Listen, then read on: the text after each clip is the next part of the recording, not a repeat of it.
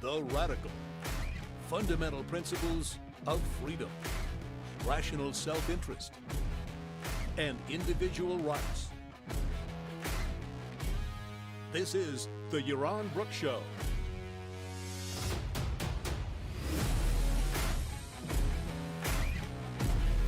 All right, everybody, welcome to Yaron Brook Show on this Tuesday night, fourth show in a row. Wow, I'm kind of tired. Let's see if I have anything to say. Let's see if we could fill an hour and a half with me talking and you asking questions, given that it's 4 shows in a row. I don't know. I think we've covered everything already. We're going to be talking State of the Union. I guess Biden is giving it in 2 hours. I'm going to critique it now because I don't need to hear it. I don't intend to hear it. I might read it afterwards, but I certainly don't intend to sit through an hour of Joe Biden reading a boring speech that I can predict exactly what's going to be in it. I will tell you what my State of the Union would be. Pretty short, so don't worry. Mine's not going to be an hour and 20 minutes. I think it was Bill Clinton who gave the longest State of the Union ever. I think it was an hour, 35 minutes. Of all the same stuff, I'll describe what that stuff is. And then we'll talk about what causes war. Why do we have war? Where does it come from? And I'll answer critical thinkers' questions then. Why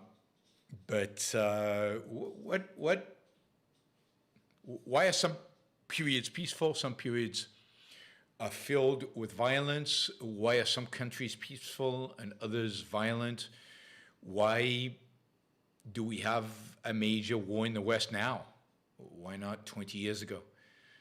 What is it that brings about war? What are the, you put it in Ayn Rand's terminology, from an essay she wrote, what are the roots of war? And how is that relevant to what we're seeing today?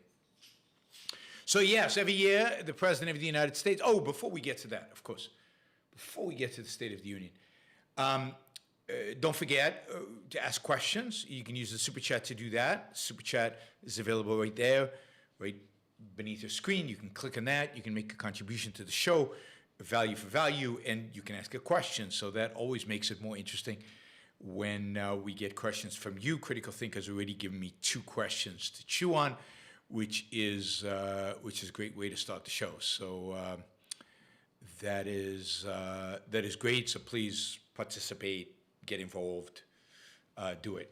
So Super Chat, we got a goal, $600. We seem to be hitting it like clockwork recently. So let's see if we get. Third question for Critical Thinker. He's really on a roll here. So we'll get to all of these questions later on. Critical Thinker, I promise.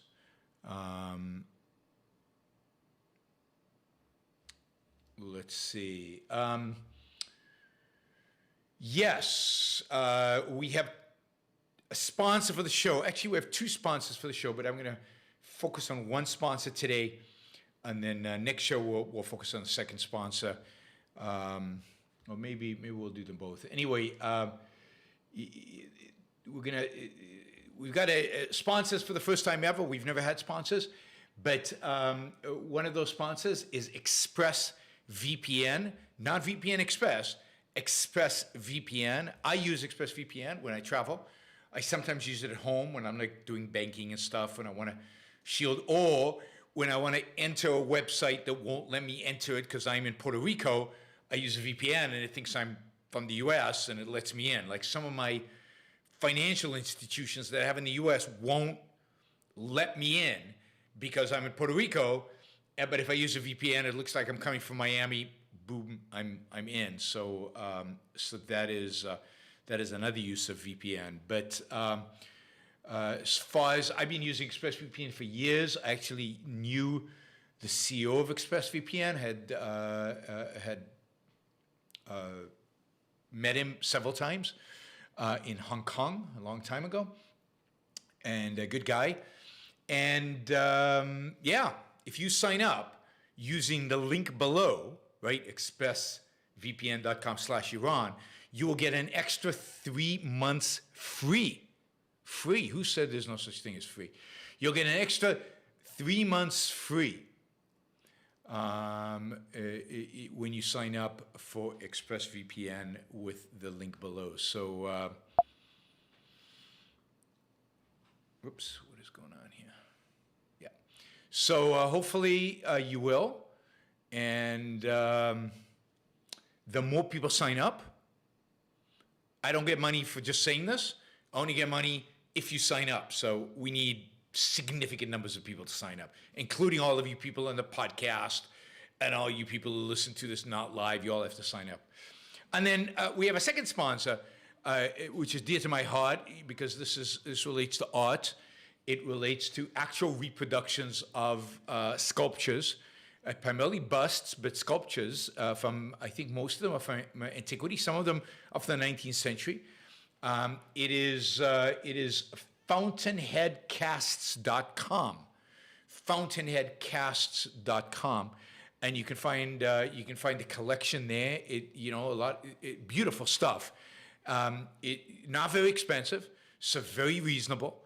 And if you order more than $100, which you can get amazing stuff, they ship it free within the United States. And if you mention me, if you mention when you order that you heard about this on my show, you get an extra 10% off your order. So this is fountainheadcast.com. Again, the website is down below. You can go there. If you love art, particularly if you like sculpture, these are casts. This is a project or business of Brooklyn sculptor Justin Kendall, who is really good. He's a really good sculptor. So you might want to look at his work too and see if you want to buy any of his work. I don't want to promise, but I've got my eye on one of his pieces that when the time comes. All right. Tazy, thank you. Jonathan, thank you. Ryan, thank you. And Theme Master, I'll get to you. Everybody wants to talk about war. Okay, so everybody wants to talk about war. I see already got a bunch of questions about war. But I want to talk about State of the Union only because it's the State of the Union today. And you got to talk about what's going on in the world. And I'm not going to watch it, as I said. I'll maybe read it afterwards, but it's super boring. And if you read it, you can skip forward. And if you read it, you don't have to listen to Joe Biden's boring, dull, morally pretentious, voice saying all these things. So this is the State of the Union in basically 30 seconds.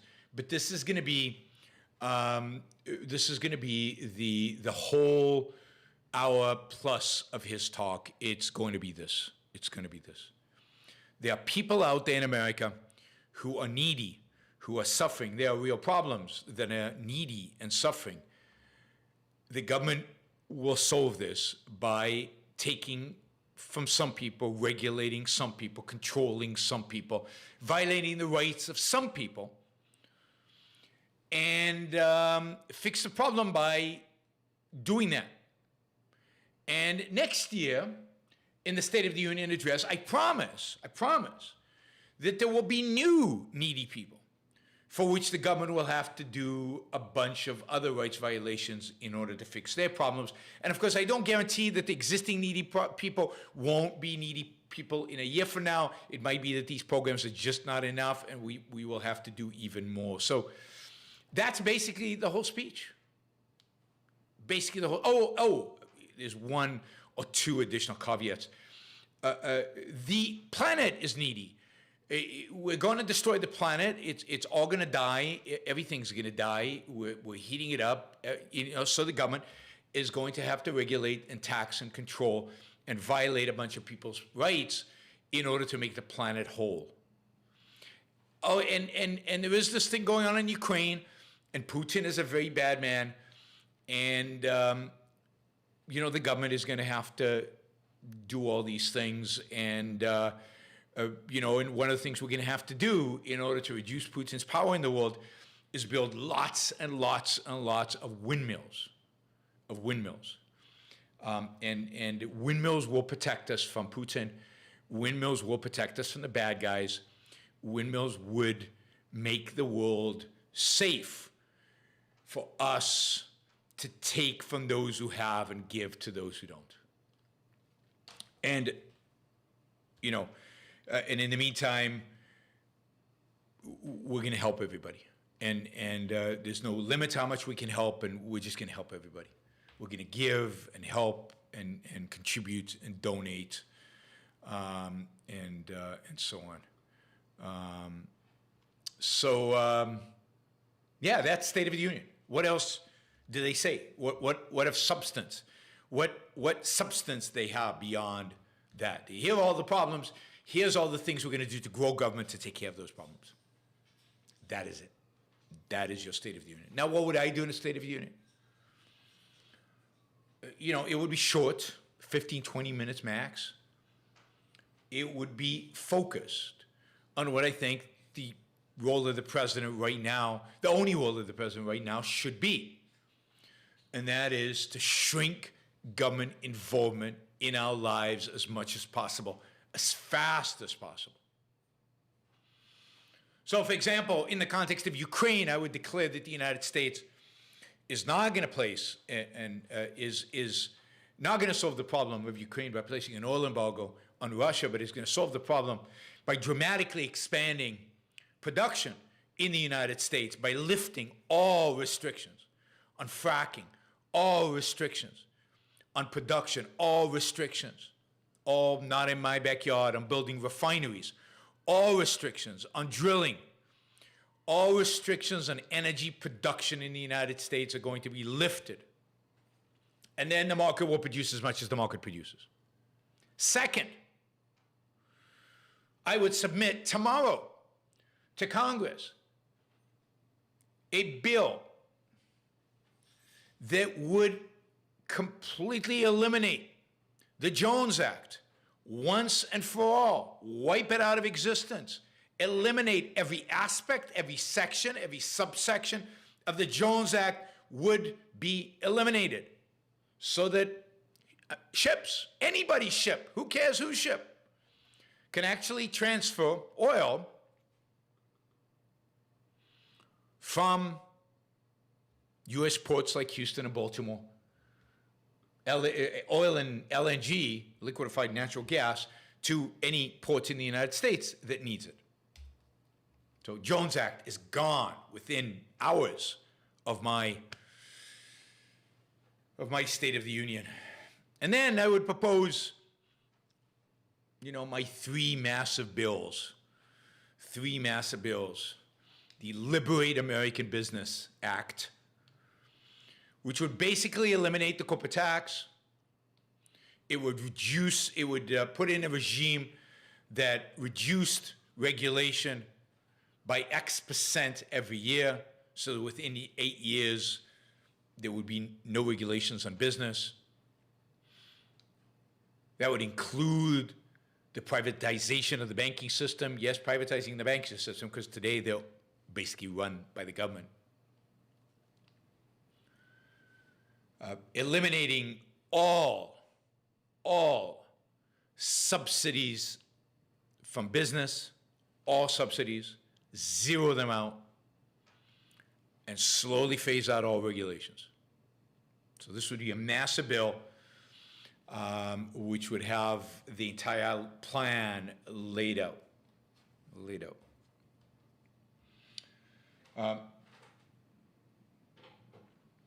Yeah, and then, you know, I'd offer a bill to reform entitlements.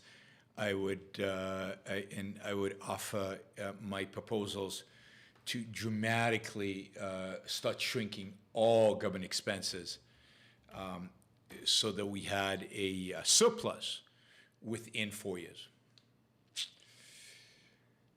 So, you know, that would just be my first inaugural address, my first State of the Union address. But look, let's be real about the State of the Union.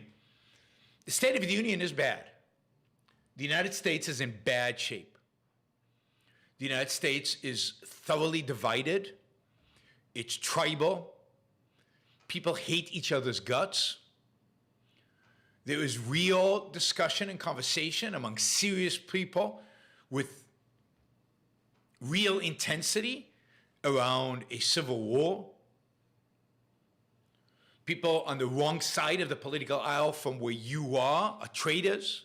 They're not just mistaken, they're traitors.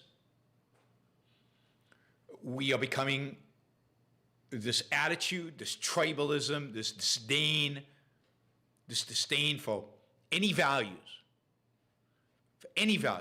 and for disdain, deep disdain, both on the right and on the left, for the founding principles of America, for the founding fathers, for the Constitution, for the principles of individual rights. This is the disdain that crosses the aisle. It's one of the reasons I despised Trump as much as I did do, because of that disdain. That is undermining the benevolence and the optimism and the attitude of don't tread on me, on moving forward, on creating, on building, on making stuff that is the American spirit. It is undermining the American sense of life. And that is disastrous for this country. This country is on a path to become, it probably is already Europe, and become much worse. It's on a path to authoritarianism or civil war or both. And as such, the only cure is to get rid of the disease. And the disease is collectivism. The disease is tribalism. The disease is statism. The only solution to this disease is to shrink the state. It's to limit government. It's to get government out of our lives. So we're not fighting over the crumbs. We're not fighting over the goodies that government is handing out. Should critical race theory be taught in schools or not? Well, I know you guys all think, no, of course it shouldn't be taught. But why? If parents want it to be taught in schools, why shouldn't it be taught in schools? Who are you to tell parents and teachers and schools what should or shouldn't be taught? Well, you're taxpayers, you say, you pay for this, right? This is why it's an impossible conundrum. The only way to get rid of the conflict around critical race theory is to get government out of education. And then you want to educate your kid with critical race theory? I feel sorry for the kid. You want to give him some crazy Christian education and an education in creationism? Your business. I feel sorry for the kid.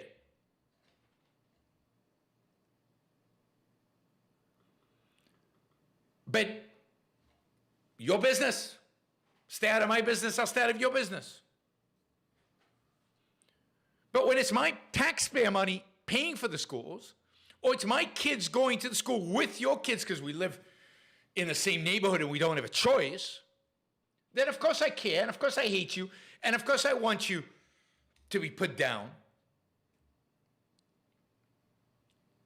If the U.S. government is handing out goodies and they're giving you more than they're giving me, then I'm going to resent you.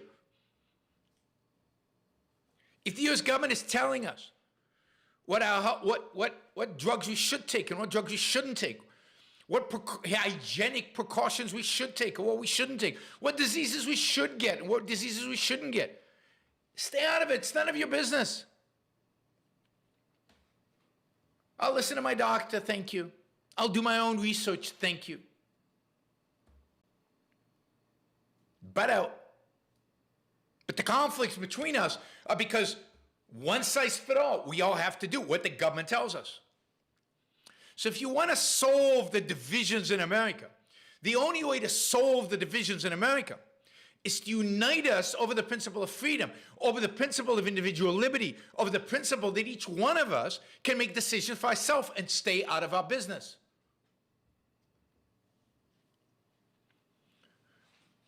That we exchange, that we exchange with one another, that we associate with one another on a voluntary basis, and if we don't want to, then we don't have to. You want to come into my store, you have to wear a mask. But it's okay if you don't. You don't have to come into my store. The government shouldn't force you to come in, and it shouldn't force me to accept you. The only way to solve the divisions in America today is to go to the heart and the source of those divisions. And the heart of the source of those divisions is statism. It's collectivism. It's the government doing our thinking for us. It's the idea that the government should control every aspect of our lives. And yes, the left thinks this, but the right thinks it too. But the right doesn't believe any of this either. But it doesn't matter what the right and what the left think. If these freedoms, if these liberties are protected by our Constitution, then fine. You don't have to agree with me about anything. Go and live your life. But that means if I want to have an abortion, not me personally, then it's none of your business, right, either. If I don't want my kids to pray in school, if I don't want my kids to learn creationism, if I don't want my kids to be instilled with Christian values, then people on the right, it's none of your business either.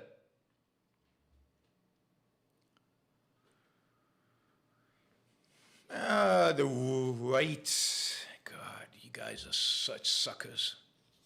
Sorry, some of you guys on the chat are such suckers. So the only thing that can unify this country is the elimination of state control, the shrinking of the state. And it's not that the status quo is going to survive. Because the fact is that things will get worse, not better, unless we're willing to challenge all this. Things will get much worse. Indeed, what is the root of war? It's statism, it's collectivism, it's tribalism.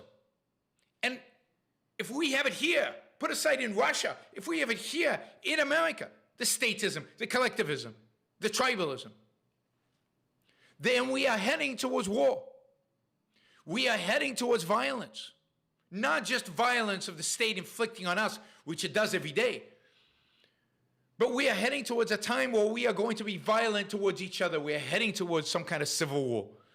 Or we're heading towards a dictatorship where the state will completely violate our rights and run our lives for us. So stop defending the right. Stop just attacking the left. You got to know what you're fighting for. And what you need to fight for is limited government, is individual rights. What you got to fight for is personal freedom, individual liberty, the government getting out of our lives.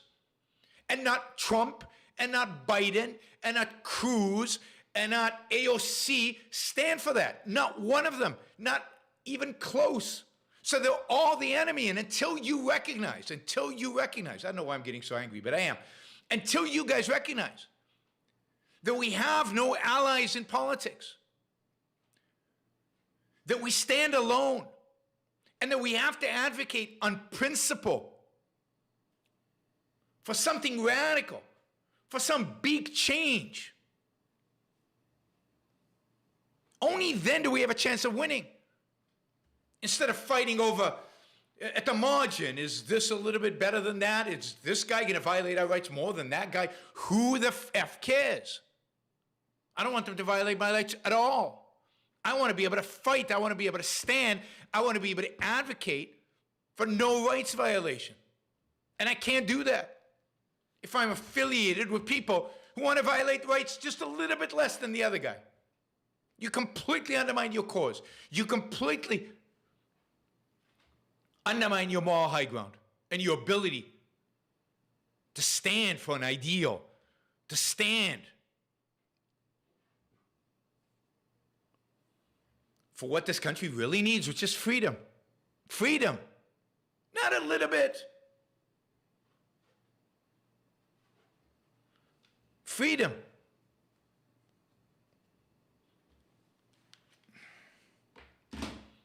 So forget the politics of this. Forget the politics of this. Politics is a distraction. Politics is what they want you to do. Politics is you're playing right into the hand of the statists and the collectivists by getting excited about politics. You should be excited about the ideas of freedom, the ideas of liberty, and be willing to go out there and fight for them. Fight for them. Before it gets to the point where you have to fight with weapons and muscle just to survive, because at that point, you won't be fighting for freedom. You'll be fighting to survive. Freedom will be gone, finished, done. Civil war will not result in a free state or any free state. It will result in competing dictatorships.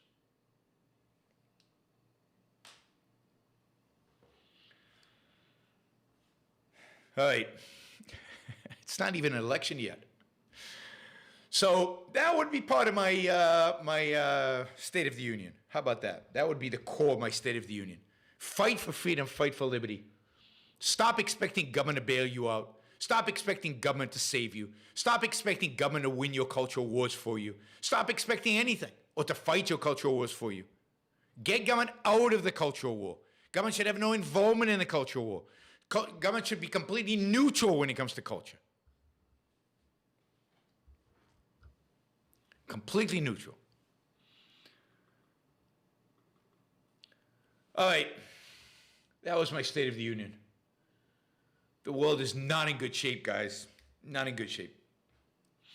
In spite of the fact that the Ukrainians are still holding back the Russians, world is not in good shape, and it's heading in the wrong direction, and we've got a little blip of a little bit of positivity and optimism here with what's going on in Ukraine, but it won't last for very long. We'll go back to usual, and you'll see that in Biden's address today, it'll all be back to usual, all be the same nonsense, the same scaremongering, and the same desire and effort to make you even more dependent on the state. Yes, and what we need in the world is more Putins. That's what we need in the world, more Putins.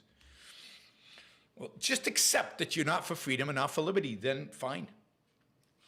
Then fine. Nikoka is Trump and Putin are great if you don't believe in liberty.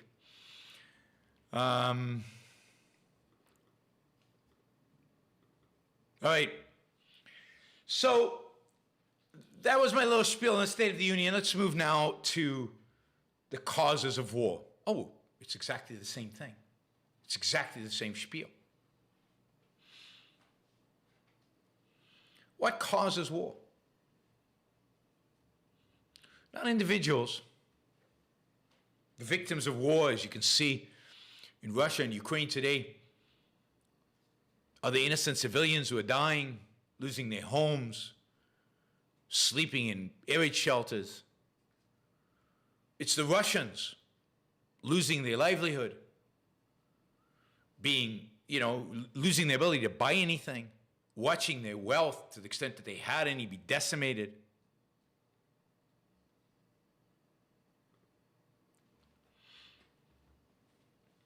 The people who lose in wars are always the producers, the people who work hard, the people who are trying to make a living, the people who are going about their lives.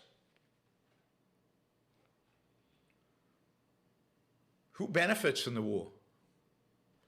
Well, benefit, in quotes, are the people who seek power, are the people who seek destruction, and a small class of people associated with government who profit off of warfare. But it's the tiniest of minorities.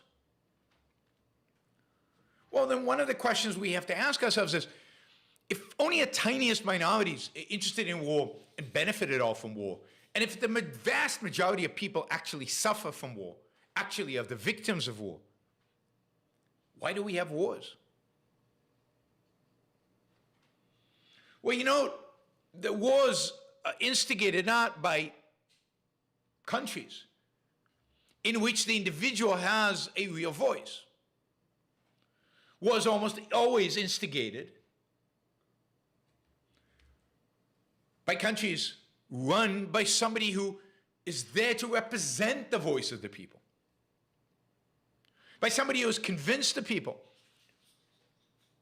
that they are their spokesman, they are their leader, they are their decision maker. That the voice of the people is meaningless. And that the people as individuals don't matter. They don't count. That's the whole basis of a dictatorship. The whole basis of a dictatorship is the idea that you as an individual don't count. What matters is Russia. What matters is America. Not an individual American, but America. Some conceptual, some abstraction. That's what matters. And since we don't know what's good for America, or we don't know what's good for Russia, we have to have leaders that understand, that commune with the spirit of America, the spirit of Russia, and who can then serve for the greater good of Russia, for the greater good of whatever the country happens to be. And then it's those leaders, for the greater good, engage in war. They engage in war because they lust power. They engage in war because they want to control more people rather than less. And people go along with them because they bought into the collectivist idea that they don't matter as individuals, that they don't count. That what matters is what's good for Mother Russia. What matters is the great, Russian history. Or the workers of the world unite, or the Aryan race, or white Americans, God forbid they get replaced. That's what matters.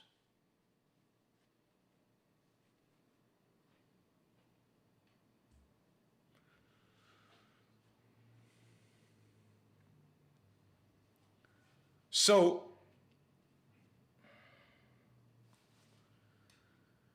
it's collectivism. It's statism. It's the idea that Putin described on the eve of the war of some Russian spirit, some Russian soul that infected, that was disturbed by Ukraine, but that would be united, that would be embraced, that would bring about wholeness. It was put together. No, Putin is not selfish, not in the objectivist sense, not in the sense of taking care of self. He is a miserable, pathetic monster.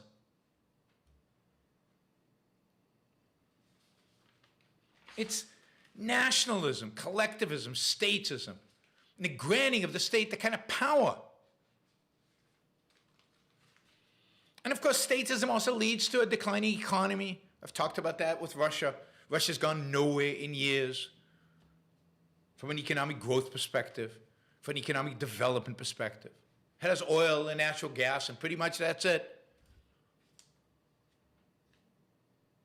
And as a consequence, dictators need to distract the people. They need to rally them around a cause. And those causes are usually military adventurism. They rally them around some idea, whether it's communism or fascism or Russianism.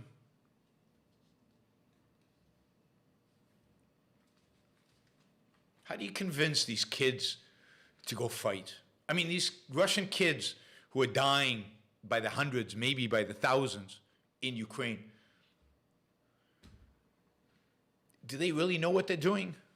This is the importance of having a volunteer army. These are not volunteers. These are conscripts. They didn't ask for this war. They don't want this war.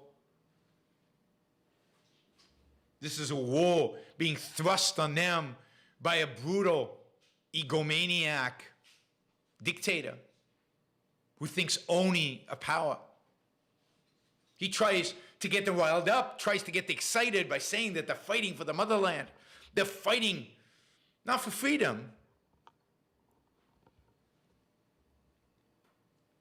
not even for their families. Their families are not threatened here, but for the greatness of Russia. They're fighting for lost generations and the future of a grand Russian empire. They're fighting for the Russian spirit.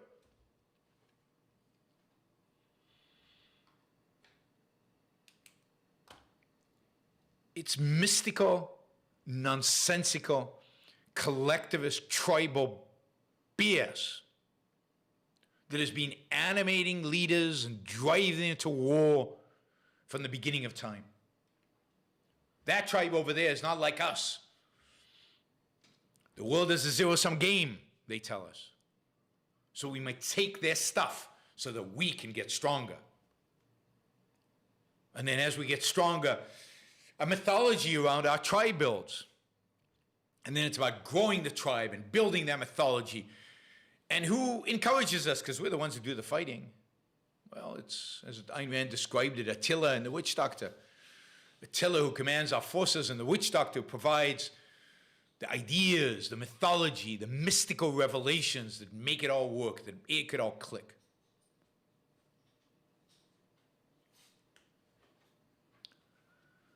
So, war is almost always instigated by statists, by collectivists, on collectivist grounds, on collectivist basis.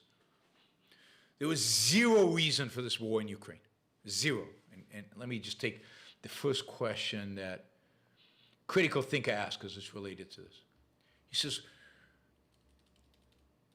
he's saying, what are the key historic moments when Putin increased his aggression after the NATO had actually reduced its influence? It's hard to demonstrate the bully principle with NATO map only growing. But NATO is not a bully.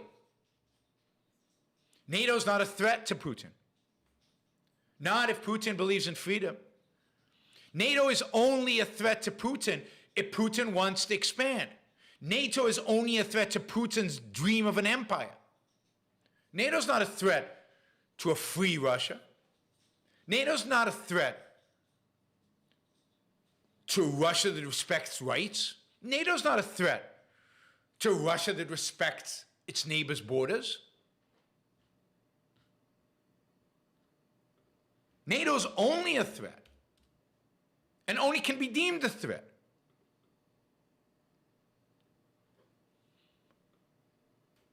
to somebody who wants war, to somebody who wants power, somebody who wants to violate people's rights.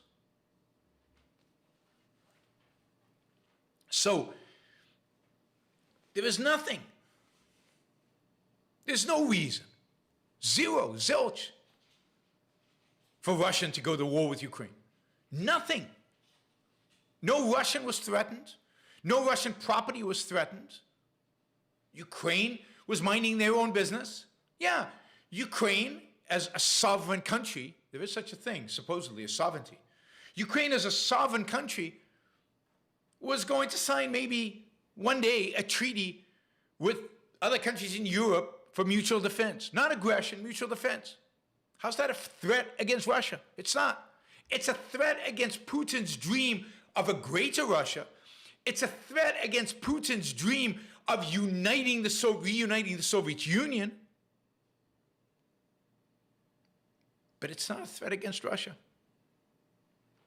It's not a threat against the lives or property of Russians. And therefore, Putin has zero reason, zero excuse, zero justification to go to war, to threaten war. Of course, Putin doesn't care if he has reason or justification, because Putin doesn't respect the rights of his own people. Putin assassinates people left and right. He kills his opposition. He doesn't respect his own people. He is a gangster and always has been.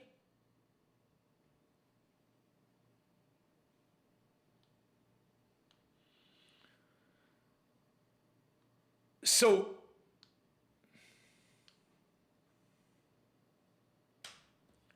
if you don't respect the rights of your own people, how are you ever going to respect the rights of people outside your country.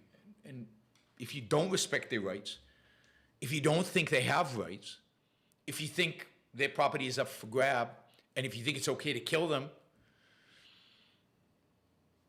then yeah, you're going to go to war. And that's Putin. Now, Critical Thinker says I misunderstood his questions. The question he says is, he's looking for a demonstration of how bullies like Putin increased their violence as their opposition, in this case NATO, becomes weaker. And that's, look, NATO has been weak for a very long time. Putin has been violent before on a smaller scale. He invaded Georgia. What did NATO do? Nothing. He invaded Ukraine. He took Crimea. He took the eastern provinces. He went to Syria and did whatever he wanted to do, in spite of the fact that there were American forces there, Israeli forces there. Putin did whatever he wanted to. The West did nothing. I'm not saying they should have done anything, but they did nothing. Putin got every indication over and over again. Oh, he assassinated somebody he didn't like. He assassinated in London, and using radioactive stuff, I think, and a Brit died. Well, people got sick. What did the West do to protect their own people? What did NATO do to protect the Brits from Putin using radioactive stuff in London to kill people? Nothing. So NATO and the West have been nothing but weak. And what has Putin learned? That we'll do nothing. And unsurprisingly, therefore, he invaded, thinking that the response would be weak, that nothing would actually happen. But NATO, the fact that the map grows doesn't mean that NATO's strength is increasing. If the map grows, but their willingness to use force doesn't exist, then they're appeasing a bully. They've been appeasing a bully forever. He kills people on your sovereign soil, you do nothing. He invades your neighbors, you do nothing. Not even condemnation, not even real sanctions. So the bully learns, I can keep going. So NATO has expanded. What difference does it make? NATO's a paper tiger. It's big. It's got a lot of countries. It covers a lot of geography. But what difference does that make when it's not doing anything? And then, when Trump tried to nudge the Germans to increase spending on defense a little bit, the Germans said, nah, we're not going to do that. Oh, Putin heard that. Okay. Now, one of the interesting things about the invasion now, one of the interesting things about Ukraine, one of the reasons I said Putin's already lost the war, no matter what happens in Ukraine, is symbolized by the fact that Germany just announced that they would spend over 2% of GDP on defense moving forward. That's pretty stunning for pacifist Germany. The fact that Germany is supplying Ukrainians with weapons, and the fact that Sweden and Finland, who weren't even remotely considering joining NATO, are suddenly thinking maybe they should.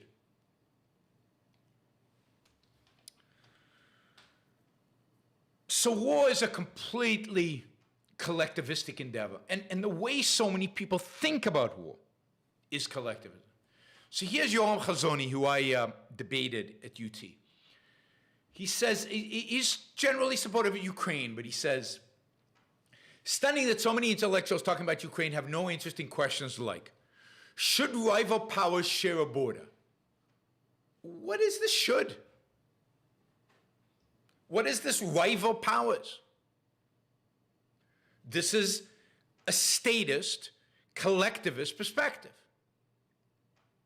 If the role of government, i.e. powers, is to protect individual rights, and they do that in their own countries, and they allow their people to be free in their own countries, and they allow people to trade with people anywhere in the world from their own countries, why shouldn't they share a border? The only context in which sharing a border is a problem is if they're not rights respecting, if they're collectivistic and they have motivations to expand, if they're ruled by dictators or authoritarians of some kind, then, yeah, you don't want them to share a border. But then I'm not sure borders matter, given that after Russia takes Ukraine, they'll still share a border.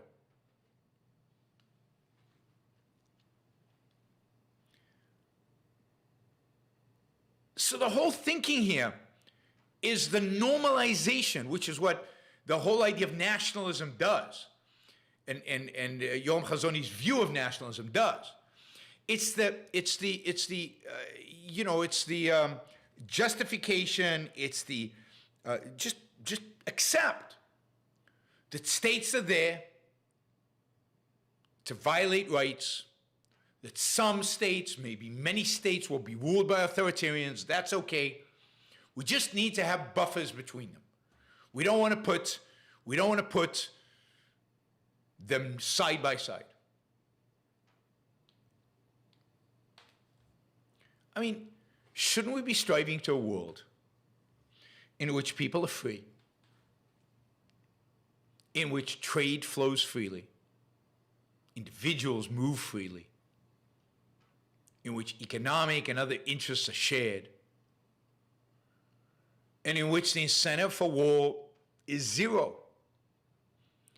Because ultimately decision-making is almost all at the individual level. And individuals don't go to war. Individuals want to trade. Individuals want to work. Individuals want to make money. Individuals want to take care of their family. Individuals want to produce, create, build, make. But the whole nationalist project is a rejection of individualism. It's a rejection of the importance of the individual. It's a rejection of the sanctity of the individual. It's the promotion of the state, of a group, of a collective, however you want to put borders around it.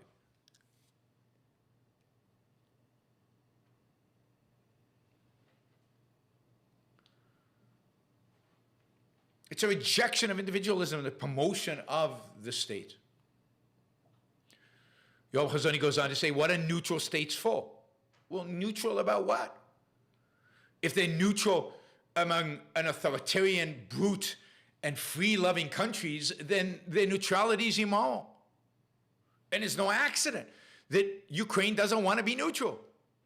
Ukraine said, we want to join NATO, we want to join the EU, we want the good guys, we don't want the bad guys. And there is such a thing as good guys and bad guys. Again, Yoram Chazoni denies that because he says, if Russia chose Putin, then Putin is right for Russia. As if they chose him. But they haven't rejected him yet. But no, it's never right for an authoritarian to rule. It's never right for a dictator to rule. They're never the good guys. Never. So if a neutral country wants to choose the good guys, the relative freedom of the European Union as compared to the thuggery of Russia, who are you to tell them no? Who's anybody to tell them no?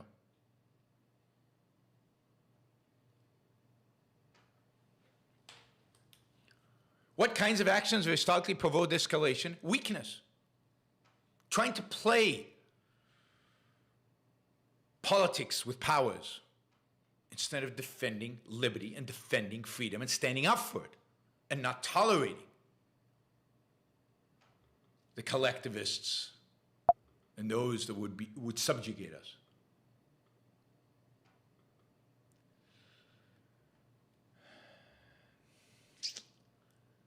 All right, so the enemy is collectivism. The enemy is statism. And the solution is liberty. The solution is individualism. The solution is governments focused on protecting the individual, not for some greater so-called good, but because the individual's liberty is the good. The solution is leaving individuals to live their lives in freedom,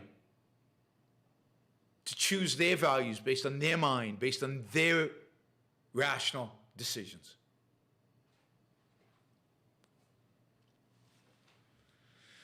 But war has been a part of mankind from the beginning. War has been a part of mankind for all of history. And it's no accident that we have war now in what you'd consider the civilized world. Because over the last 20 years, we've seen a dramatic escalation of collectivism and tribalism, even in the United States of America, the bastion that's supposed to be better.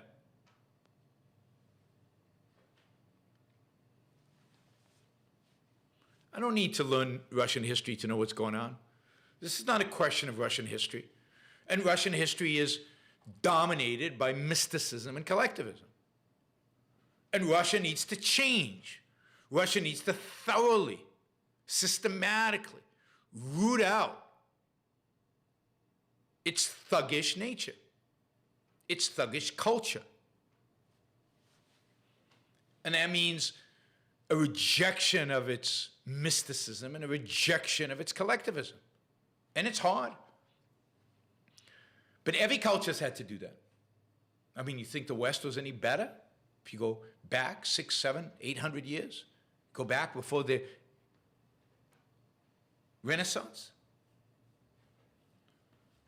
or even after the Renaissance, think about the 30-Year War, maybe the bloodiest war in human history. Why? Because they're Protestants and I'm a Catholic, or he's a Catholic and I'm a Protestant. And we should slaughter each other for that. Maybe the bloodiest war per capita ever. History is only relevant to identifying the problem and trying to figure out the path out of it. History is not the solution. History is the problem. The history of Russia, Ukraine, Belarus, and Poland is the problem. And it doesn't matter here. It doesn't matter here one iota. What matters is today. Are these governments respecting rights or aren't they? Are they aggressing against their people and against other people or aren't they? Are they for freedom or are they against freedom? That's all that matters. And if they're against freedom, then they need a change.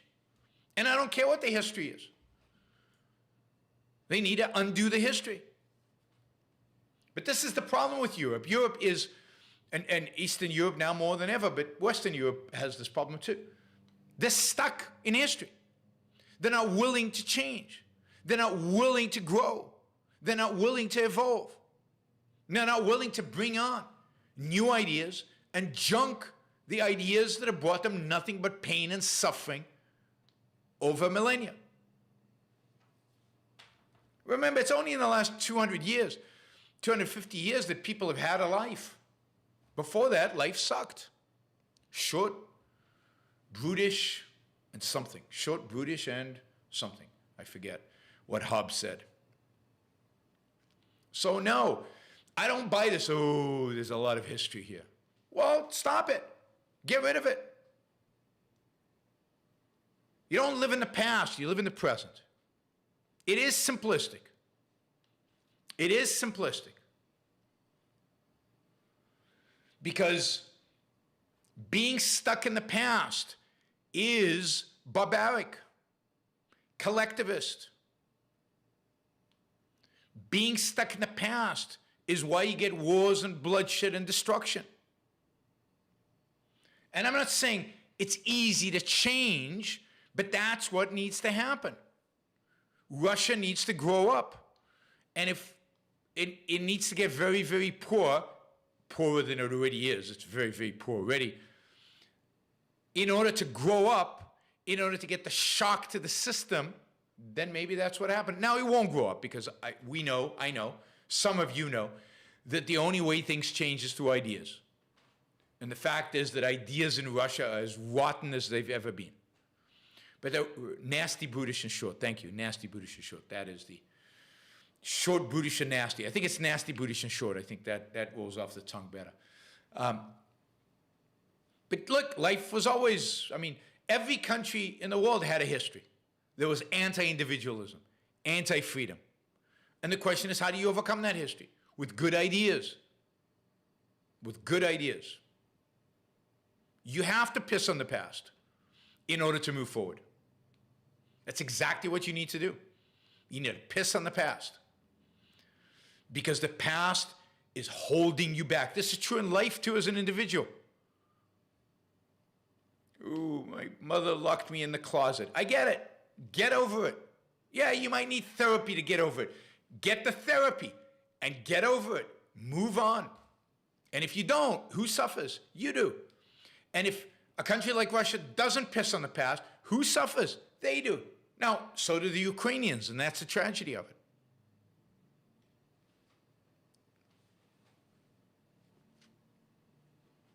Somebody who murdered my relatives should be hung. But that doesn't mean all their relatives should be hung.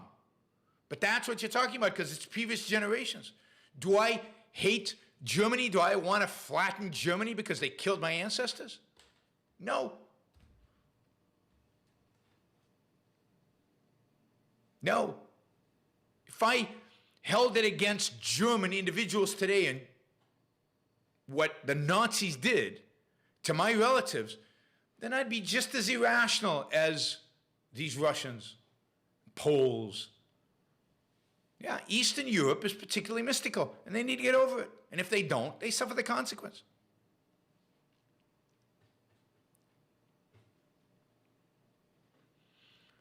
And again, you know, culture is difficult to change. Culture is deeply rooted, and it takes a long time, and it takes ideas.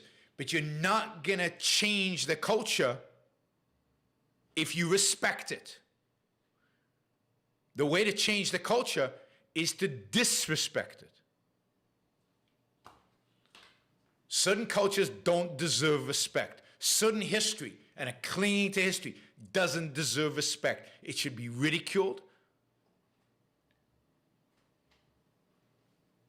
because it's bad. I'm not a multiculturalist. I'm not a multiculturalist. I do not believe all cultures are equal.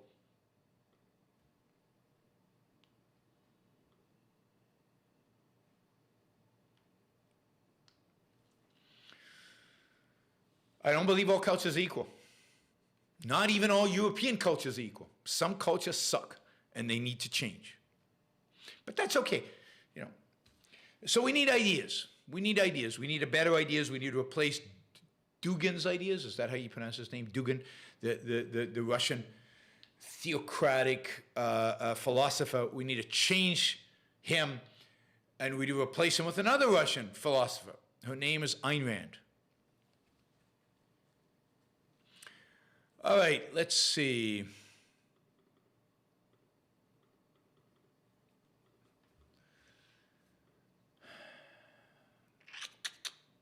Theme Master.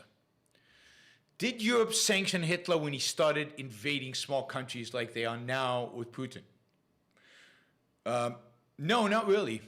I mean, they sanctioned him. You mean, you know, impose sanctions on him.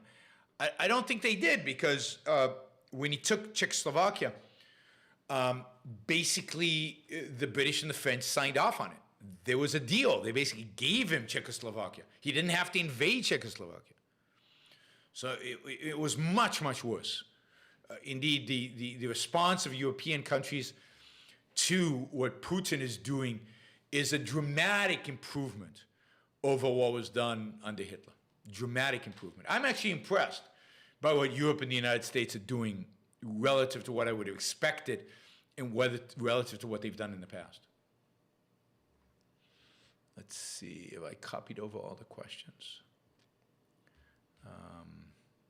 Yes.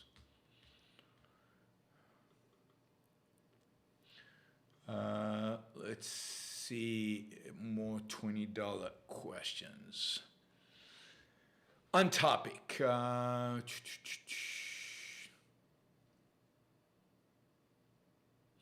Jordan Peterson recently said there's going to be a population implosion.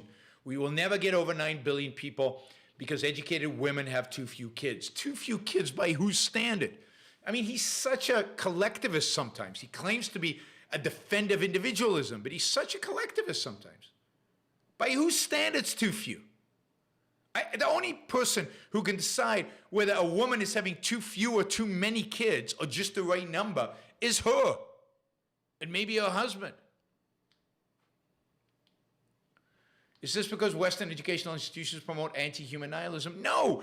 Why should the population of the Earth grow beyond 9 billion? Why should it not shrink? What is the right number? Should it always grow? By what standard? Who decides? Now, I think generally, if we were less nihilistic, if we were more optimistic about the future, I think people would have more kids. But maybe they wouldn't. And that would be good too. The point is that the only people who have a right to decide how many kids they have, and the only people who should worry about how many kids they have, are the people having the kids. Yom Hazoni in the debate also said, ooh, if you don't worry about how many kids you have, then you're irresponsible. Who? Why? I mean, I agree to an extent that I think having few kids is a sign of pessimism, of not believing in the future, I think. So let's change the culture and let's see how many kids people have. But however many kids they have. And it's fantastic because only they can decide. Again, values are personal. There's no such thing as collective values. There's no such thing as Jewish values. There's no such thing as Russian values. There's no such thing as American values as an abstraction divorced from everything else. America doesn't have values. Americans have values. And the American state has a value, and the value is freedom, individual rights. That's it. But that's only because it goes back to the individual. The whole point of individual rights is to leave values to the individual. So the American government should never subsidize kids or not subsidize kids. That's why it should never have a position on abortion, one way or the other. Government should have no view of abortion. You don't like abortion? Don't have one.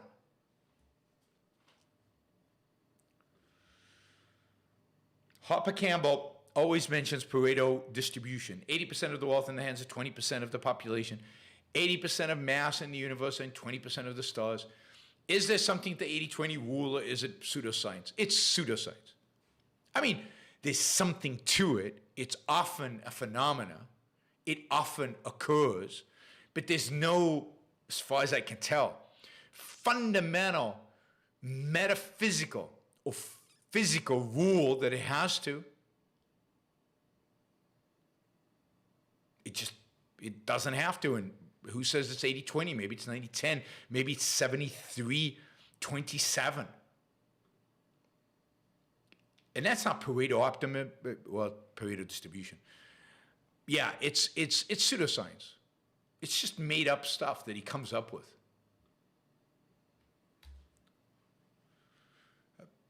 I agree with him that there would be inequality in a free society, any society. We're not all the same. We're never all the same. So we will be different. Outcomes will be different always. But how they're distributed, in what ways, that is not determined by some formula. That is determined by the state of the culture, productivity. I mean, people are saying inequality in the U.S. is increasing. So what's it? Move from the 80-20 to the 90-10? No, there's no rule there. There's no right or wrong there. Oh, Dave, I forgot you had a $100 question. Should have started with that. Dave says the left is collectivist because they think everything is engineered. All leftist collectivists because they think everything is engineered. No, I don't think so. Crime, poverty, wealth are all structures applying pressure on different segments of the masses. The concept of individuals acting autonomously doesn't register to most intellectuals possible. Yeah, I mean, that is all right, but I don't think it's about it engineered. I think to them, individuals don't matter. They have no standing in the universe. It's only groups that matter. And then it's what those groups do or don't do. And since groups are mindless, groups can't make decisions because there is no collective consciousness.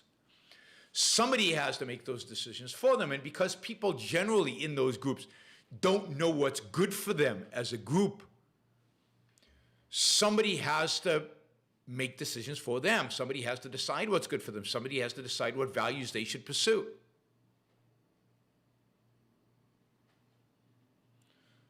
So it's their job to do it. And if need is the basis on which we should structure society, then everybody has some needs, and what you do is you create gangs, you create constant pressure groups, you create gangs who are fighting over the crumbs, who are fighting over what's being redistributed.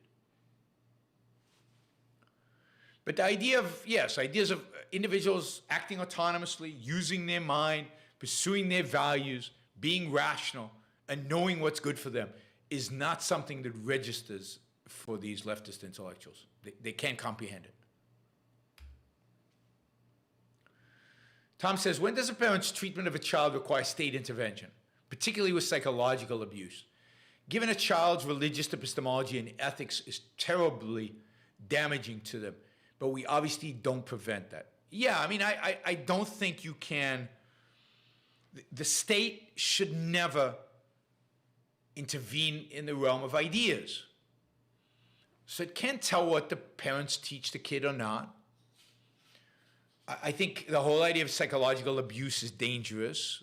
So maybe, but only, the state should only intervene if that psychological abuse involves physical abuse as well. So I think it's the physical abuse that the state protects us from. Just like we have, free speech where we can't punch somebody. Now, it's true, our speech can hurt people. Our speech can damage people. It can make people sad, it can maybe confused, it can hurt their feelings, it can do a lot of things. But the state has no business in it. The state is only interested in physical action. It's only interested in action. It's protecting action, right?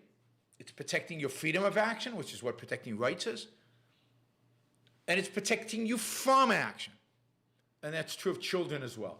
So I don't think the state should ever get involved in. Now, you could make the case that certain psychological abuse I don't know enough about it, but I doubt if such psychological abuse would count unless it was also involved and included some physical abuse. Michael asks, Peter made a good point last show. The internet may speed up your decline rather than reverse it. There's no substitute for taking up prestigious academic institutions. YouTube, podcasts, and Twitter can't replace Harvard. I've never said they can, but I think Harvard is weaker today than it was before. I think Jordan Peterson, for example, has had a huge impact on a lot of people, some who even went to Harvard. I think YouTube can magnify the voices of some professors, some educators, some points of view, way beyond what they will get at Harvard. So, yes, you still have to go after the educational institutions. I also am not sure that Harvard will be Harvard in 30 years. There might be universities online that are more important than Harvard. But the independent scholar, the independent intellectual has a huge role to play. I mean, look, it wasn't the universities that ultimately shaped the Renaissance, or the universities, qua universities, that shaped the Enlightenment. A lot of it was intellectual scholars writing and working and doing stuff and writing books and getting it out there and giving talks and scientific societies like the British Academy that got word out there. It's only in the last maybe 200 years that universities have been the center. I mean, Kant was not a university professor. That wasn't what he did. Primarily his books. He wrote books. And he had a small circle of people who influenced. They went to universities and influenced others. So there are all kinds of ways to influence, and the internet has opened up even more ways. So I'm very optimistic about the internet, in spite of what Peter said, because I think the internet provides you with new avenues to get knowledge, information, point of view out there into the world that didn't exist before. Still means we have to do the hard work of courses and classes and universities and stuff like that, but not just that. Jeffrey writes, hey, Ron, I wanted to ask if government has shrunk down to only basically the military and judicial branches.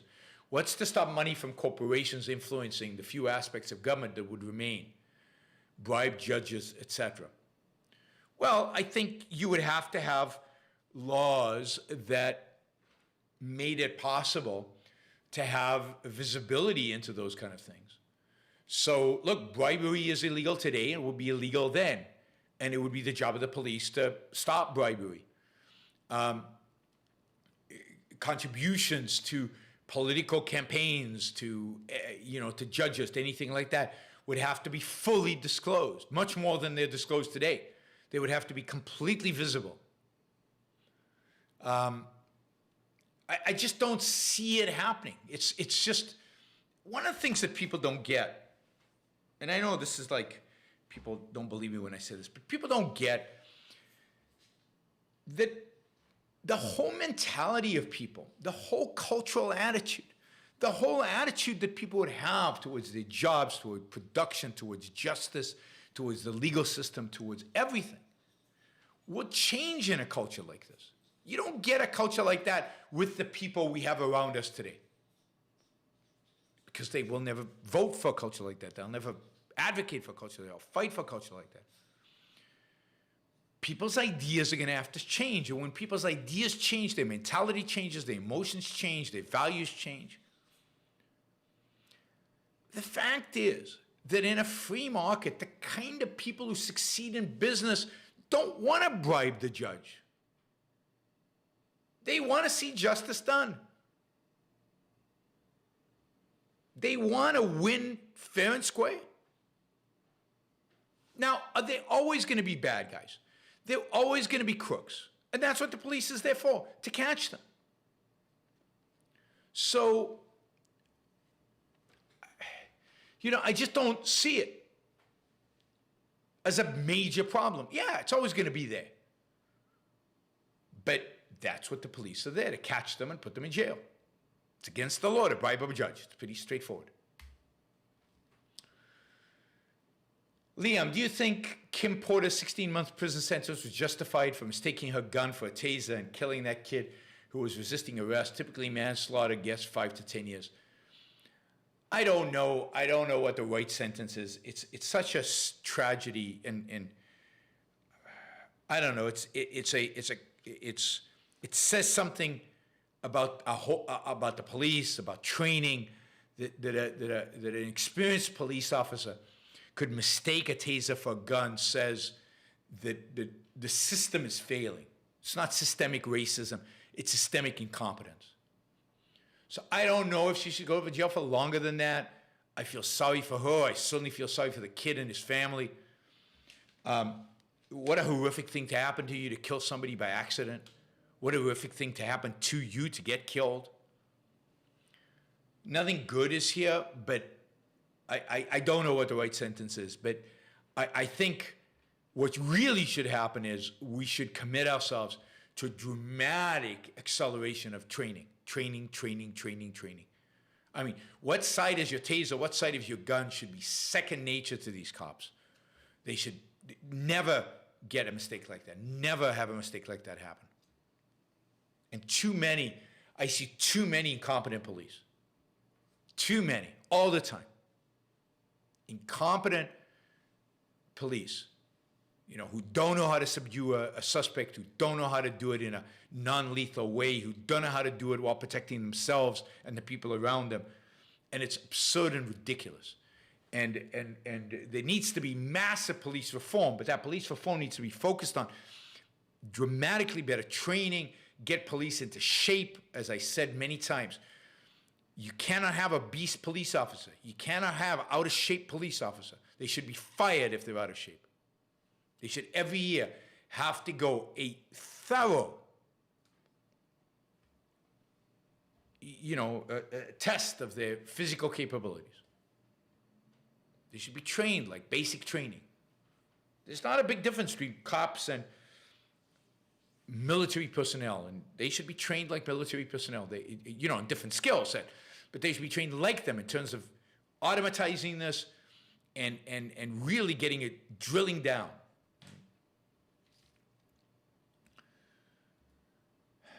Adam says, Russia GDP per capita is well below even the poorest state in the United States. Yes. The saddest part is what could be the scenario where Russia adopted capitalism and individual rights. Their quality of life would skyrocket. Yes. And if they adopted capitalism and individual rights and they got richer, do you think they'd invade Ukraine? No. No, they wouldn't care. Hopefully Ukraine would get rich as well by emulating Russia, and they would trade, and people would cross the border and they'd go back and forth, and they speak a very similar language. Most Ukrainians speak Russian. It would be great. There'd be two countries engaged in peaceful wealth creation and harmony. But when one is, or both to some extent, are oppressed, one is more oppressed, when their leaders won't allow them the freedom, when they cannot get rich, when they're poor, when they're miserable, and they're cold, and they drink vodka all the time, the rates of drunkenness in Russia are quite high, and they're frustrated, then war is kind of the solution, right? It distracts. It's a distraction from all the problems that exist. But yes, it's no accident that Russia is a very poor country and it is going to war, and that rich countries don't typically do that. Daniel, is there a level of Russian nuclear posturing that would warrant America getting involved? Why won't NATO destroy Russian targets in Ukraine and deny responsibility like Israel does to Iran? Well, because you can't. I mean, satellites know it. I mean, Israel denies responsibility, but everybody knows that it's Israel. It's just that nobody will stand up to Israel because they're afraid of them.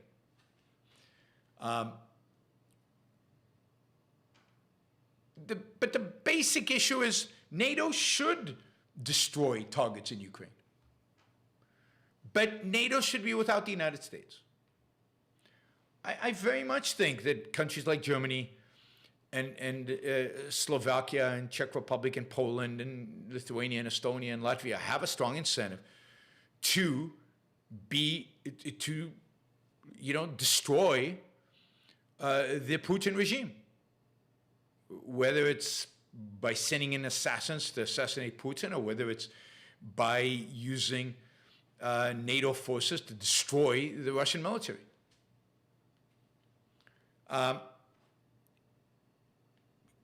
Europeans should be involved in this war. This is a war against them.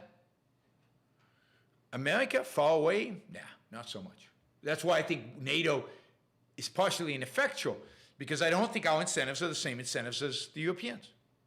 So there should be two separate alliances, a European alliance and an American alliance. And they shouldn't be the same thing. Canada and the US should stand on one side. NATO, Europe should stand on the other side. And it should be a very different decision process for both. What was the question? Yeah, what level of nuclear posturing?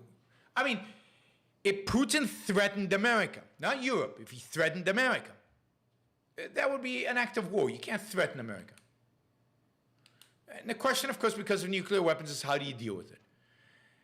And I don't have an answer to that other to say that let's hope that the people in charge have contingency plans to prevent nuclear war. To prevent nuclear war. Whether that prevention is by crippling the enemy's nuclear capabilities, whether it's by destroying them, whatever it happens to be, let's hope we have a way to prevent it. I don't think the Russians are suicidal. So, but the United States should not tolerate threats to it. And if Putin threatens, the United States should put its nuclear forces on alert and should explain to Putin in a very calm, rational way that, nobody in Russia will survive. Nobody in Russia will survive. and that the United States has the capability to knock many, if not most, of his missiles out of the sky well before they reach the United States. And maybe through hacking, stop some of the others from ever being launched. But yeah, if Russia launched its entire nuclear capability, that could annihilate the entire planet. But again, it's unlikely that they would all launch. It's unlikely they would explode. It's unlikely they would most of them reach their target. So you can't let fear dominate what you do. Marilyn, what should the U.S. be doing? Yeah, I mean, it should be doing what it's doing. It should be embargoing the extent that it can the Russians. I like the fact, I don't know if you saw this, but the 3 biggest shipping companies in the world have said they will not be shipping, they will not let their ships be used to either transport goods to Russia or from Russia. So that is private initiative. It's not forced by the governments.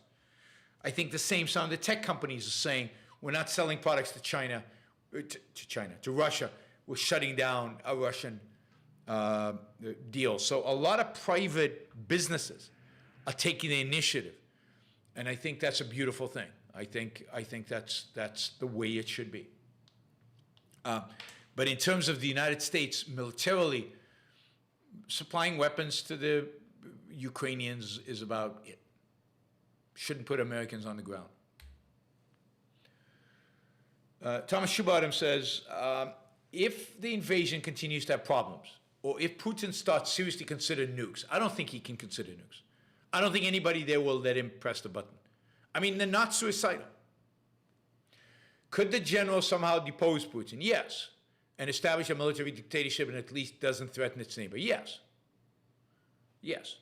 I think that's the best outcome of this, is that the failure causes somebody to bump Putin off. And I don't think it'll be the generals, because the generals have failed here.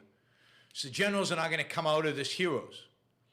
But maybe it's some other leader that can come about and depose him. So that's the best outcome possible, is that somehow Putin is put out of his misery. Okay, Catherine, where are we? We're $130 short, so certainly within striking distance. This should be relatively easy. I have a bunch of under $20 questions, so let's make this the deal. No more under $20 questions. So all the questions from now on have to be over $20. Hopefully with that, you know, if we get 6 questions, we're basically there. 6 questions and then some change, we're basically there. So let's try to do that, and I will go over these lower dollar questions.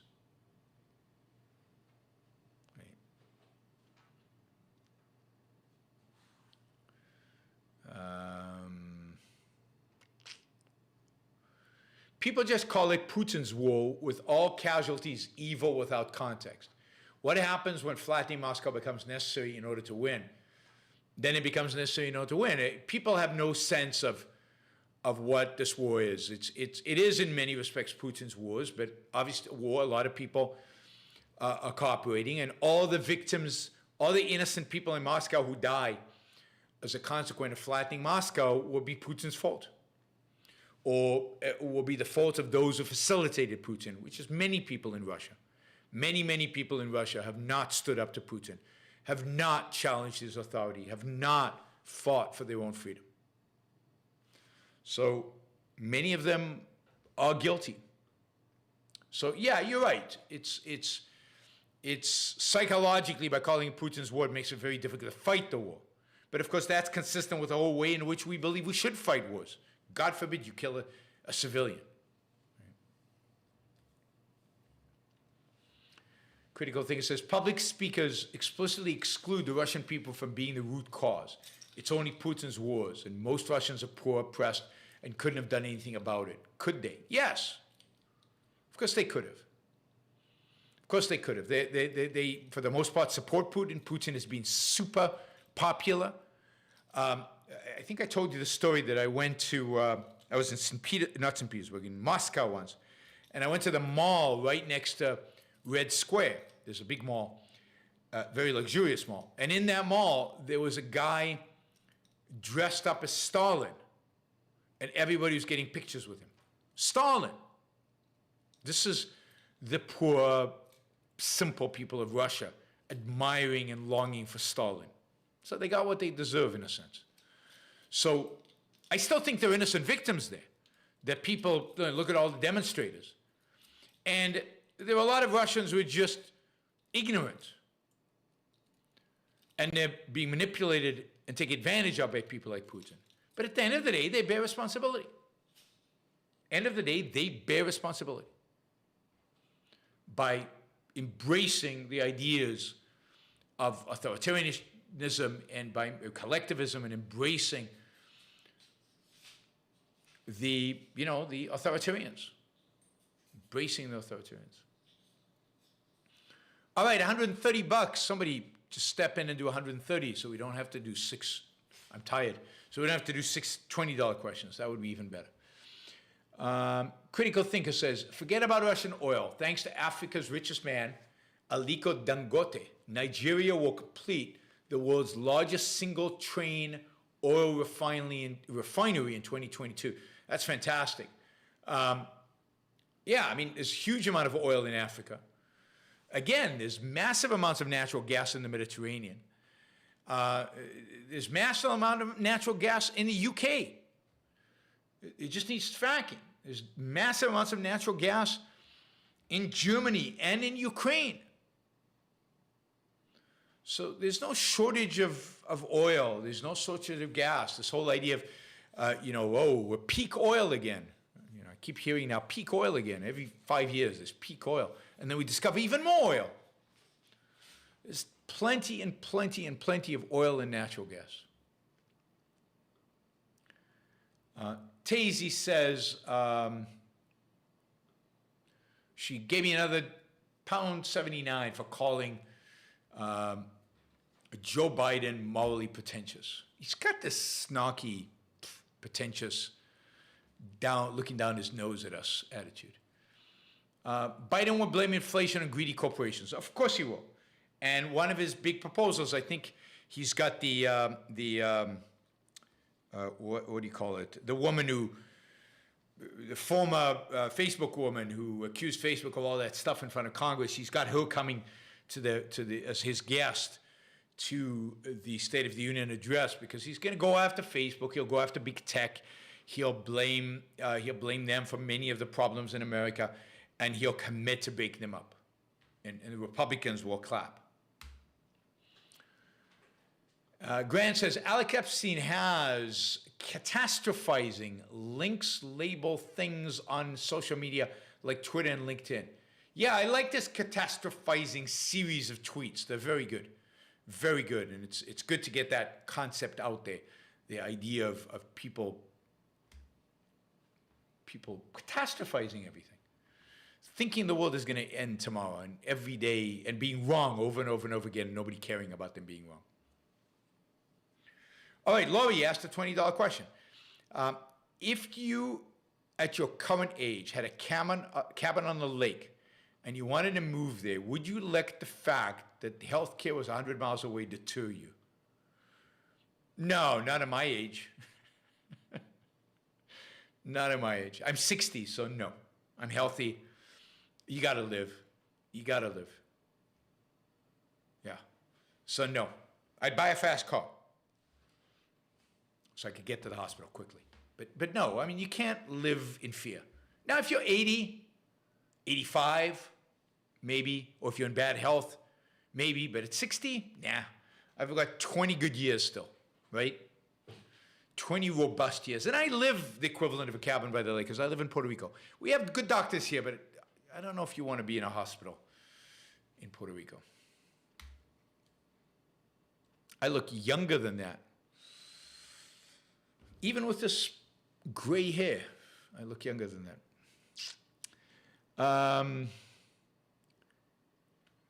All right, we're at short 110. Hi, Iran. Currently reading Leonard Peikoff's ominous Parallels. It shocked me that schooling is done in a pragmatic way where no ideas are held. Yes, Ominous Parallels is a great book, so I'm glad you're reading it. Everybody should read it. It's really a must-read and explains so much of what's going on today. It explains this culture of collectivism, where it comes from, what the what the impact of ideas are in culture, and it explains how you get out of it, and that is with better ideas. And you gotta piss on the old culture in order to get better ideas. Part of embracing better ideas is rejecting the culture of old. Is it rational to start presenting yourself as an authoritarian who can unite nature, Christianity, and common good ideas in order to have a larger impact in the future authoritarian state? What kind of an impact? So no. You don't do good by lying. You don't do good by thinking you can change it in the system. You can be a benevolent authoritarian. You can be the force within to slow it down. No, that's all wrong and bad. Look what happened to Alan Greenspan at the Federal Reserve. So no. If you believe in individualism, you stand for individualism. You fight the authoritarians with everything you have. You don't embrace them because you think, well, stealthily, keep my values. You won't keep your values. You'll sell out. Never in history do I know of an example of somebody who did that, who had a real impact by pretending to be an authoritarian while really being an advocate of freedom. No, and the people who are that kind of authoritarian are truly evil, and you would be completely embracing evil and completely cooperating with evil. Marilyn, thank you for the support. Really appreciate it. Colt says, on Mark Levin's show last night, he made a condemnation of populists and nationalists. He called them losers who are no different than Marxists and progressives. Is this a good sign? Keep up the good work. I think it is. Will Mark Levin admit that Trump is one of those? Would Mark Levin admit that much of the Republican base now is part of that populist nationalist movement? Would he admit that CPAC is part of it, where he just spoke? Now, I talked about this the other day because I mentioned that Mark Levin gave this condemnation of populism at CPAC, which is very courageous. But I'm glad if Mark Levin is, come back, if he's become better, has become saner, is starting to reject populism and nationalism, if he's starting to reject Donald Trump and his agenda, then that is a good thing, because he could bring a lot of people in the Republican base with him. We'll see how far he's willing to go with that. Mark Levin sometimes had good ideas, even though he's very religious. Gail says, Trudeau does not allow rebel news independent media into his press conferences. Are there any restrictions for U.S. journalists in a press conference with POTUS? There must be. I mean, I don't know what the standard is, but it's not true that, let's say I start a internet magazine and I want to go to the White House press briefings. There's no way they'd let me in. So I don't know what the standard is. Maybe it's wider or looser than in Canada, but they can't have 1,000 journalists representing 1,000 different organizations there. So there has to be some mechanism. Look, Trump will be the end of this country, the death of this country. He really will be. And you guys will be responsible for it. Not all of you, just the people who are nonstop advocating for Trump. If you didn't learn anything from his first 4 years as a loser, and if you want a loser as president again, there's nothing much that can be said. I don't care what the Dems say. It's reality. Sometimes the Dems are right. Somebody who's a Dem doesn't make them automatically wrong. Ed Kalski says, have decided if you definitely do a show on Elon Musk. If so, have you decided a date? I will. I haven't decided on a date yet, but maybe next week. Maybe next week. So this is the thing about March. I'm going to be traveling a huge amount, and I don't know how exactly I'm going to do shows, and I'm going to rely on you guys to, we're going to have fewer shows. I'm going to rely on you guys to contribute more, I'm hoping, during March per show so that we can have a decent month, because I'm traveling from the 12th of March till the end of the month. I'm going to be in all kinds of countries, every night in a different country. I don't know how I'm going to do shows this week. I'm in Austin, Texas. So that's why I did 4 shows in a row, because I don't know if I'm going to do any shows the rest of the week. I'll try, but I don't know. I don't know how March, and then I'm traveling in April, and then I'm traveling in May. I don't know how the next 2.5 months are going to go. It would be nice if we started March with $600 for the show, with 530. Just saying, we've got 2 questions left. So if you're going to help get us to $600, now's the time. If not, then not. That's fine.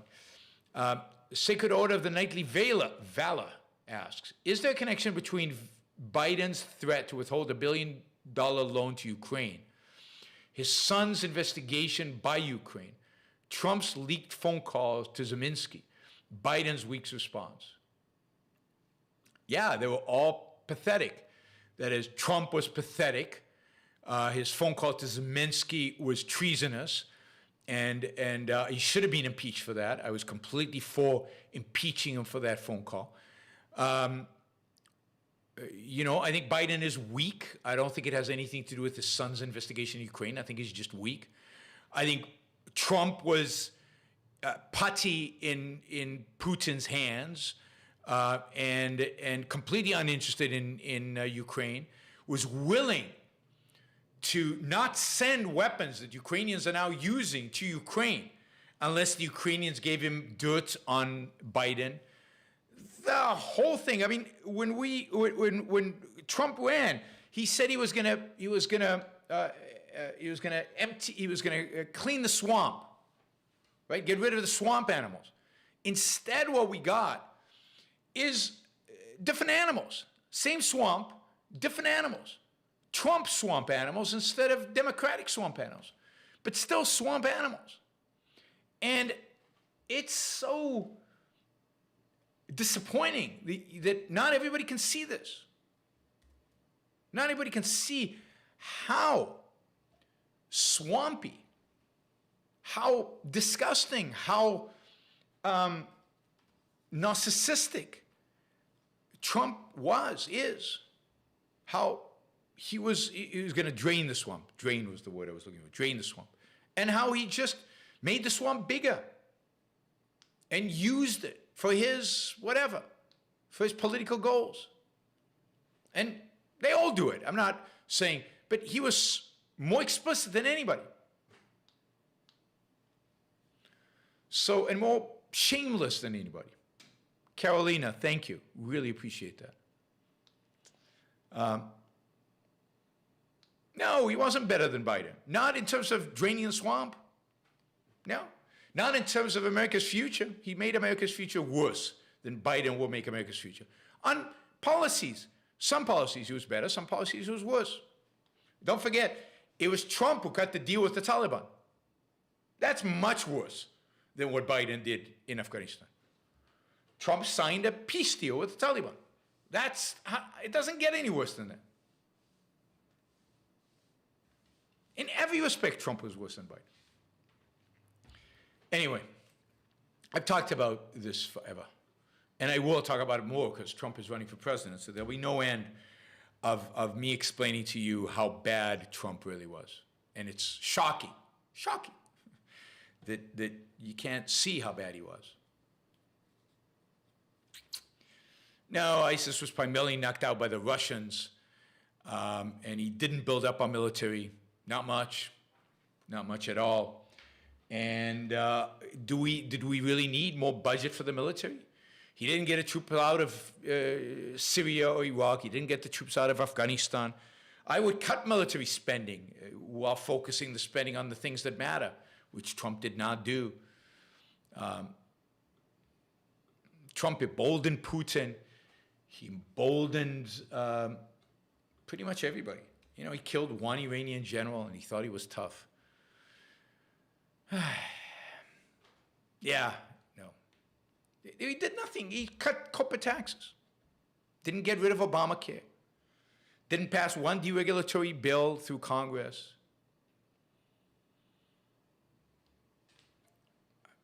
I don't understand it. I don't understand it. All right, Richard says, I think capitalism is only an economic system, not a political system. Politics corrupt capitalism when influence is for sale. We should start by abolishing of lobbying. What do you think? No, why should we abolish lobbying? Why should every other sector of the economy be able to influence politics and businessmen not? Unions lobby, intellectuals lobby. They try to influence. If lobbying is trying to influence, intellectuals lobby. Why should businessmen not be allowed to lobby? Capitalism is the economic system that deprives politicians from power over business and therefore eliminates the need for them to lobby. The need for them to lobby.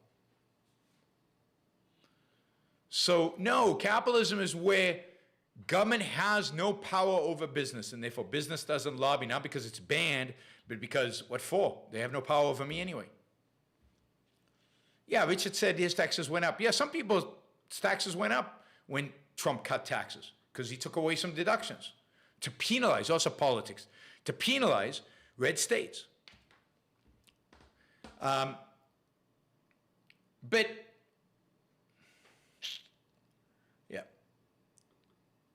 critical thinker says, if eastward expansion towards Russia, positioning of troops, deterrence, etc., still means NATO is weak, what are the concrete ways in which NATO used to be stronger in the past than it is today? What are its past actions? I don't know. I'm not saying NATO was ever strong. I don't think it was. The Soviet Union suppressed revolutions in Hungary and in Czechoslovakia, and NATO did nothing. So NATO's never been strong. I don't know. I guess I'm not sure what you're looking for. NATO's never been strong. Putin has just been slowly testing the waters, slowly checking the response, slowly building up his military so he could expand to establish a greater Russia. And he decided this was a good time to do it. Not because NATO was weak or NATO was strong, because generally NATO's weak. NATO's never been strong, so he felt he could do it. I don't think NATO's ever been strong. I mean, I'm trying to think of anything NATO did that was strong.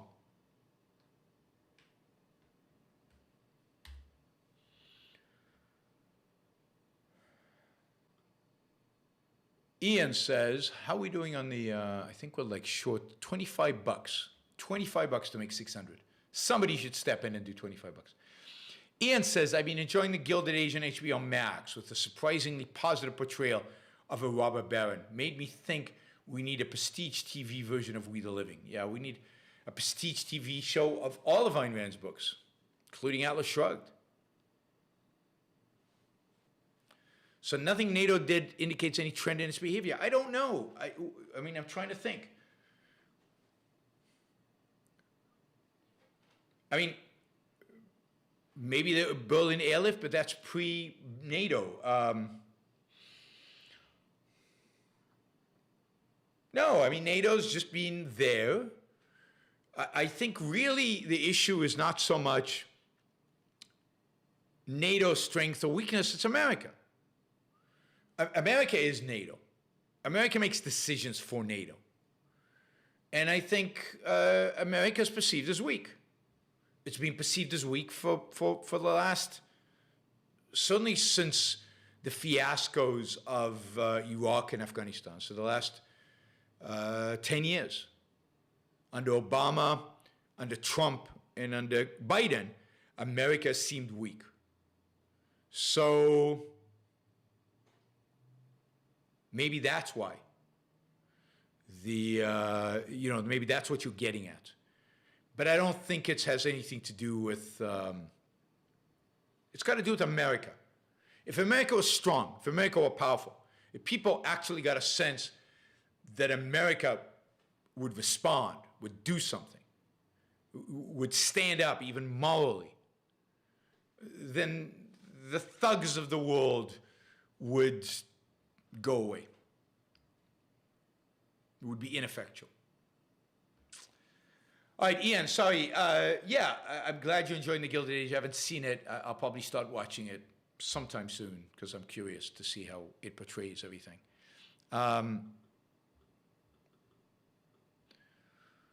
Let's see. Jacob, thank you. Hugh, thank you. Marilyn, thank you. I think we made it to 600, did we? Catherine, are you updating this? It's definitely more than 579 just because Hugh gave over 20 American dollars. So we should be at 600. So thanks everybody. I appreciate it. I'm not sure when the next show will be. There'll definitely be a show on Sunday. I'll try to do a couple of shows from Austin in the next few days. I'm not sure exactly which days. It depends on kind of the schedule of what's going on. I'm attending a seminar there. But definitely on Sunday, I'll try to do something Thursday or Friday. We did get over 600. That's great.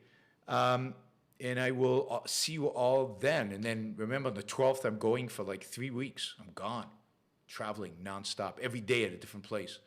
It's going to be insane.